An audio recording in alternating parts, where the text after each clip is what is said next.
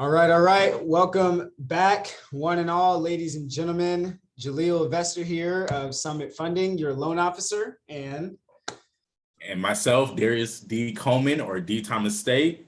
Welcome. We are here at the Real Talk Real Estate, episode 2. Episode 2. All right. And so we're going to jump right into it. Got a lot of good feedback on the first one. So we're going to keep doing this for you guys.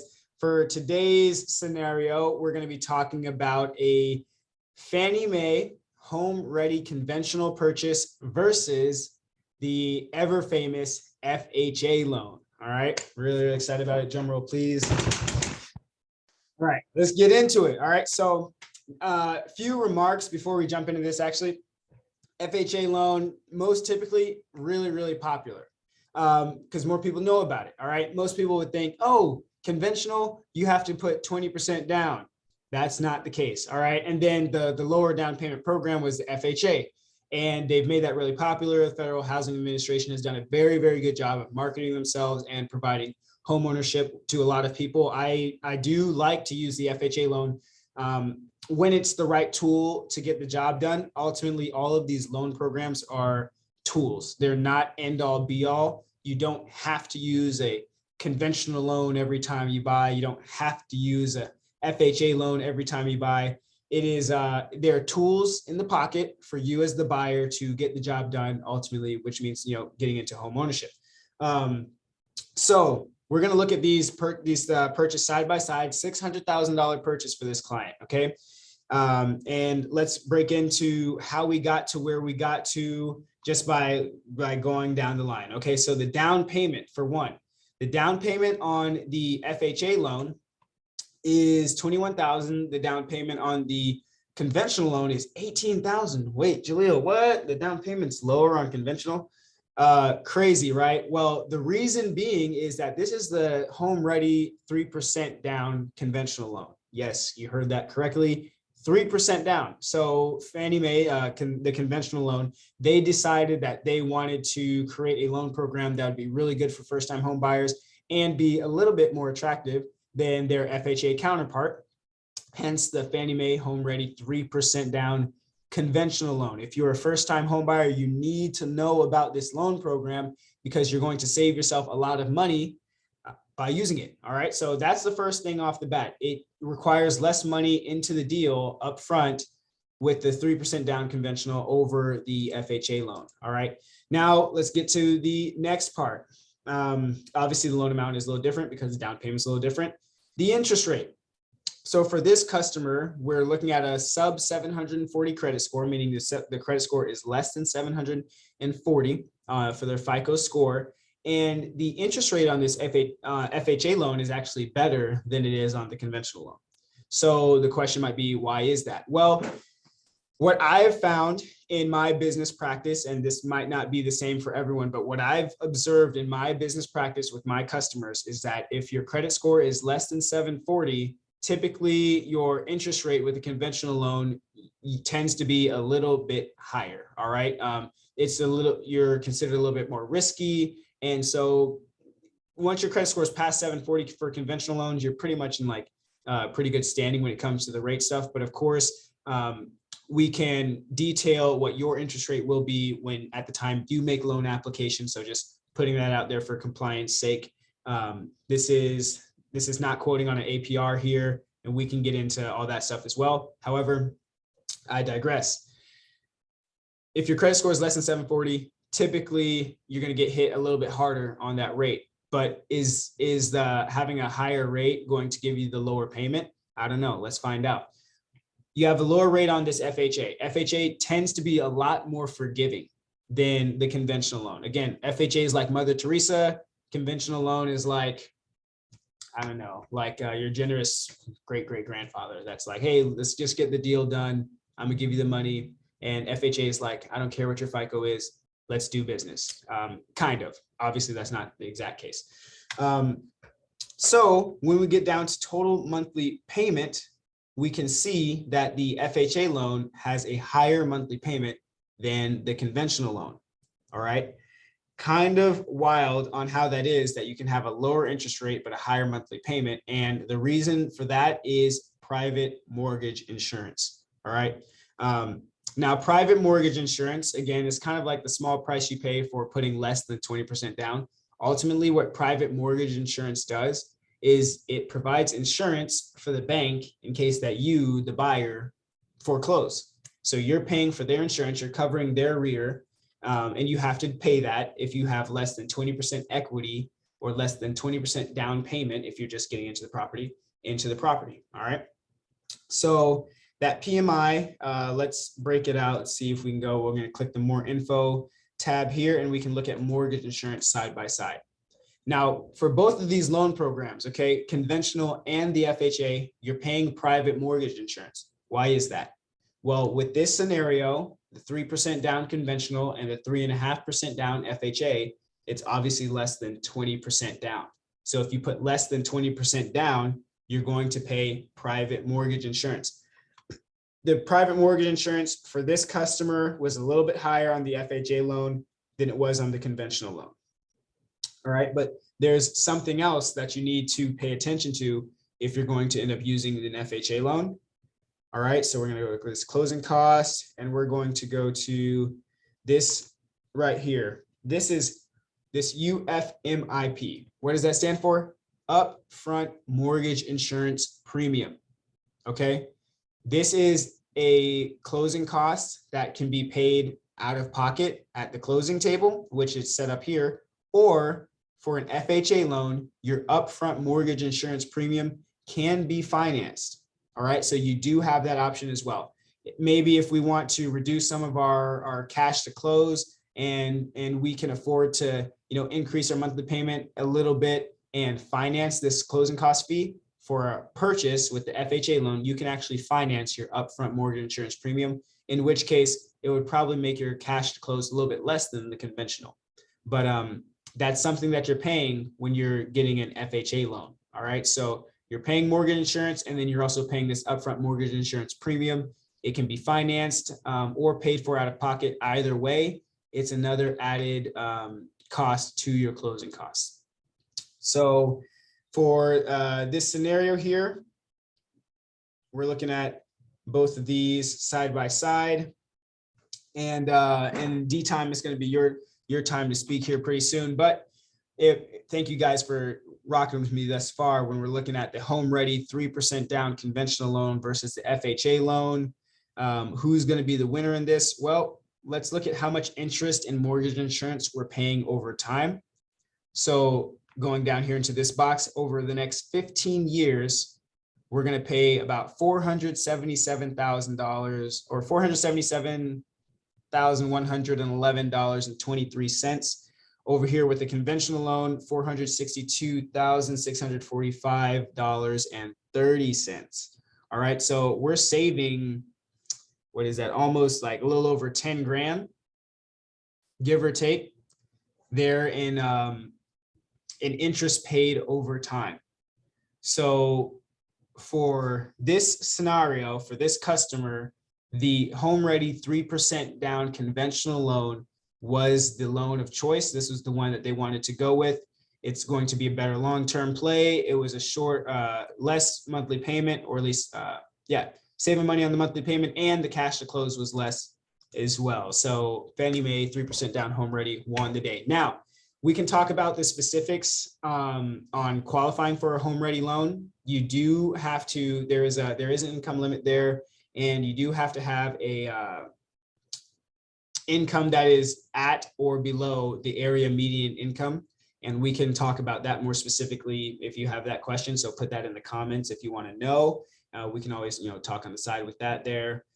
Due to compliance stuff, I'm not going to get into too much details. However, I wanted you guys to come away with the fact that there are multiple ways to skin the cat with low down payment when you are a first-time buyer. And the FHA loan is not the only low down payment loan out there that can help you solve your renting problem and become an owner. And then, of course, with this scenario, paying $1,800 a month in rent over the next 60 months or 5 years, that's $168,754 in rent. And over 15 years, that's about $1.9 million in rent paid. So if you're talking about cost of ownership, I mean, geez, I mean, the interest rate on these guys is 5 point something, 5 point something. The interest rate when you're renting is 100%. Don't forget that. All right, D time, I'm gonna set you up here. Take it away, sir. What are we looking at in our market? I appreciate that. Thank you, Jalil. That was actually pretty cool, man. I really want to definitely tap in with you and learn some more about the home ready conventional, because that's something that my clients will definitely be interested in. So that's pretty cool. And then you know when that started and how long that will be provided? Oh, that's a great question. I need to follow up on when we came up with the home ready conventional loan. But there's no indicators of that program going away. I'm using it every day, so it's not going away. I don't know when it started though, but it's pretty fire. Okay, cool. So yeah, that's definitely something I'm about to be definitely telling my clients about. So yeah, let's get right into it. So right now we are looking at the King County market update for the last 30 days, starting today. So the past 30 days from this date is what we're looking at right now. So homes for sale in the last 30 days in the King County market is 7,974, which is close to a 5% increase, which is good. A lot more houses are going on the market. And then with new to market is 3,858, which is a decrease. So that's kind of showing, which I'm going to get down to in the later tabs here. Days on market is 54 days on market, which is an increase. And that's why you see the new homes to the market with the 10% decrease, because houses are staying on the market a little bit longer than usual. So the new ones that are just coming on obviously is just not at the same rate. So again, we have a lot of homes on the market right now. As you can see, we have 7,000 in the King County alone, and we have 3,000, almost 4,000 new homes on the market in the last 30 days. So that kind of shows you that. Moving on, and then again with the days on market is just an average 54 days, which is almost a 9% increase. Before, I think when on our first episode it was at 51 during the COVID era. It was probably not even 10, not even double digits. Two It's probably seconds. literally it was probably 7 days at max. And then it kind of gradually moved up. So this is just obviously this is nothing to panic about. Obviously, we are just going back to kind of the normal speed, right? To where house is going to be on the market for 30 days plus, which is normal. It's not a bad thing for this to happen. So just be aware of that. Moving on, we have the average home price, and the average price in the last 30 days was 1.2 million, which is a 2% or close to a 2% decrease. With that being said, which is kind of me and Jalil's favorite part of this, is our price reduction. So how many homes in the last 30 days reduced their price, right? Reduced their purchase price. And that was 1,910. And now if you look at that, and that is correct, that is 141.5%. I gave the exact number just because that is crazy, right? Insane. So looking at the new to market 3,858, and then looking at the price reduction homes 1,910, that comes out to, if you obviously put that together and divide that out, that comes to 2-to-1 ratio, right? So every 2 new homes that come on the market, 1 home is reducing their price. Crazy. And obviously that's kind of shows a tell of why these houses are on the market for so long, 54 days, and then they're pricing and they're trying to do price reduce their home to where they can try to get it sold. Price per square foot is roughly around $568. That's another 1.4 decrease. And then average sold price in the last 30 days is roughly around 1 million. And then the last sold last in 30 days was 2,768, about a 15% decrease. I wouldn't be so worried about that one. Obviously, the market, again, we've talked about is shifting into a normal market. I wouldn't say into a bad market, but just into a normal market. So this is where we're just seeing it now, right? Because a lot of stuff was just not that much supply and demand. Now we're seeing everything shift. But the one thing I wanted to talk to you about, so obviously this is just for the King County. I wrote down a couple other numbers just so you guys can kind of compare and contrast. So Renton, which is in the King County, specifically Renton itself, their average home price is around $855,823. And Tacoma, which is in the Pierce County, obviously we don't have those stats, but I just wanted to kind of give you guys outside of that bubble of King County. So Pierce County in Tacoma specifically, the average home price is $574,810. So obviously you can see it's a little, prices are going down. You see these prices right here because all of King County, all of, Seattle, all of Bellevue, the nice areas and all that good stuff. So that's what you're seeing right here. But yeah, so if you guys have any questions on that, quick and easy, just want to give you guys the real and dirty numbers of what's going on in King County in the last 30 days. If you guys have any questions, feel free to give me or Jalil a call. We'll, happy to answer them, DM us, shoot us in the comments, or however you guys want to do it. But yeah, here's your stats for the day. Let us know if you guys have any questions.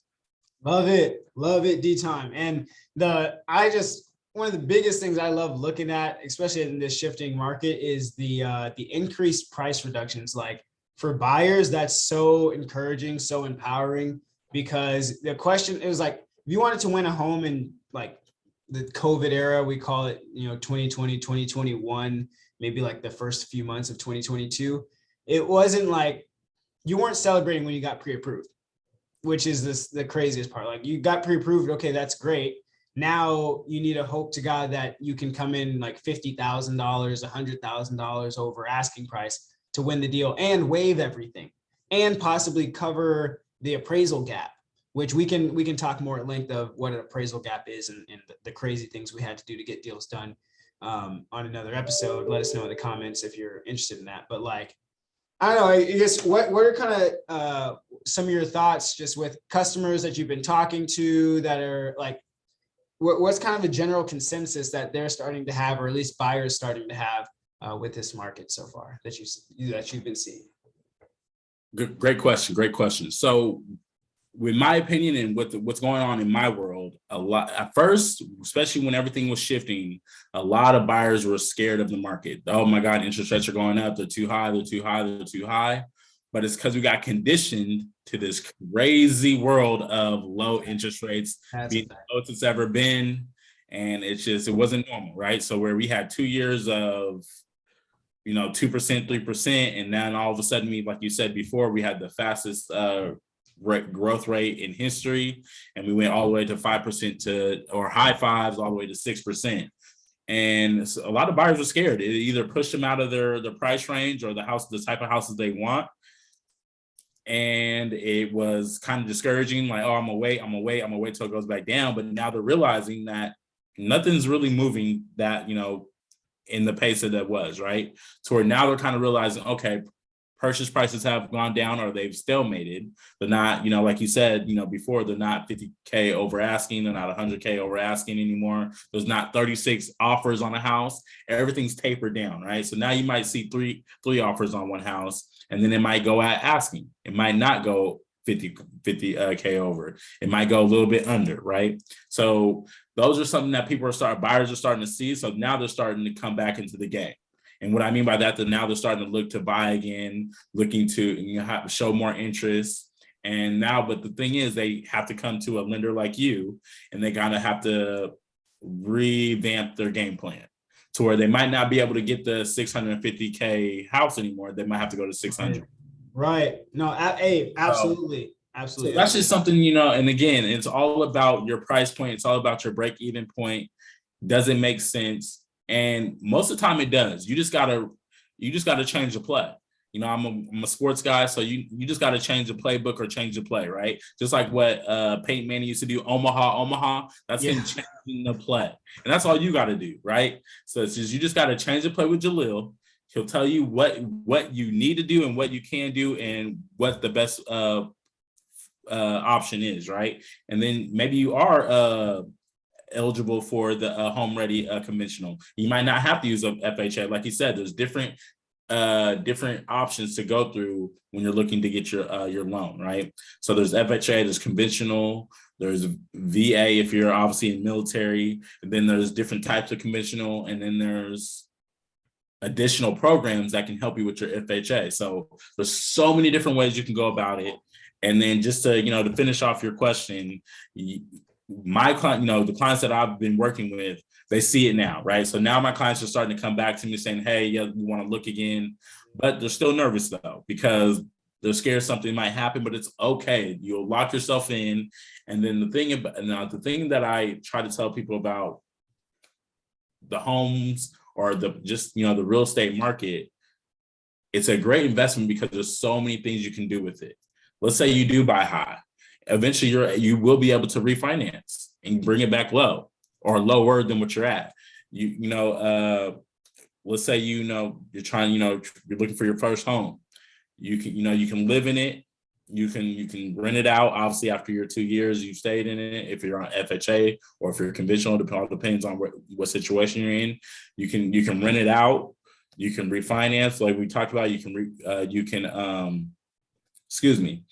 And then there's all sorts of things you could do. So it's an investment that's the game can play any way you want it to. So true. Got to put it together. So true. I like how you created the playbook analogy as well, because that's really all it is. I mean, this process can seem very scary sometimes to people, and I understand that. We live and breathe this stuff, and so like we can be desensitized.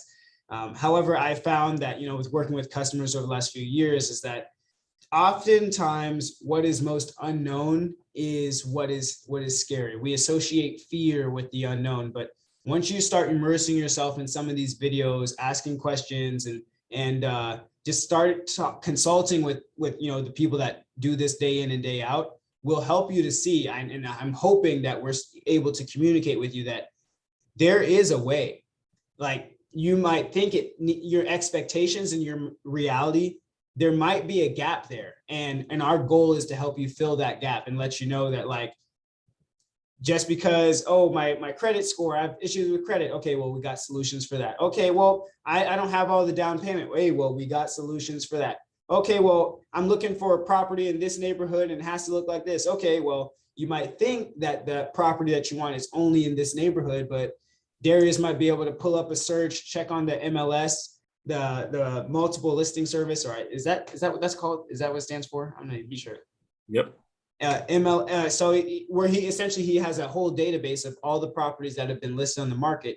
You tell him what your wants and needs are, and he might find you something in a neighborhood, 2 blocks over that you didn't even look at, and it's perfect for everything you need. So ultimately, like there is a gap oftentimes between your expectations and then the reality. And our goal is to be able to fill that gap and let you know that you do have a choice. Our goal is to empower you so that when you do make that decision to purchase your home, like what's going on and you're excited about it, and we've been able to out educate the fear.